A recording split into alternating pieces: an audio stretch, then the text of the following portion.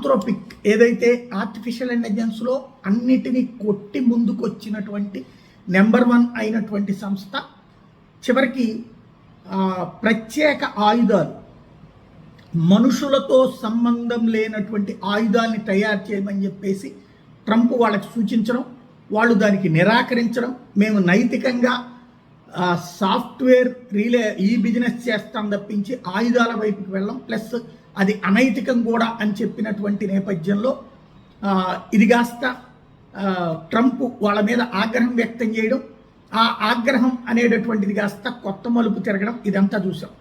ఇప్పుడు ప్రస్తుతం అంటే దాని మీద బ్యాన్ పెట్టడం, అమెరికాలో వాడద్దు అని చెప్పేసి. ఇప్పుడు ఆంథ్రోపిక్ CEO ఏం పట్టించుకోవట్లేదు. ఆర్టిఫిషియల్ ఇంటెలిజెన్స్ తాము సృష్టించినటువంటి సాఫ్ట్వేర్ కారణంగా లాయర్లలో 50% మందికి పని తగ్గిపోతుంది, ఉద్యోగాలు ఉండవు, కన్సల్టెంట్ల పని తగ్గిపోతుంది, ఫైనాన్స్ ప్రొఫెషనల్స్ పని తగ్గిపోతుంది. రాబోయే 12 నెలల్లో, ఏడాది కాలంలో ప్రపంచవ్యాప్తంగా అనేక మార్పులు ఖాయమని చెప్తున్నారు.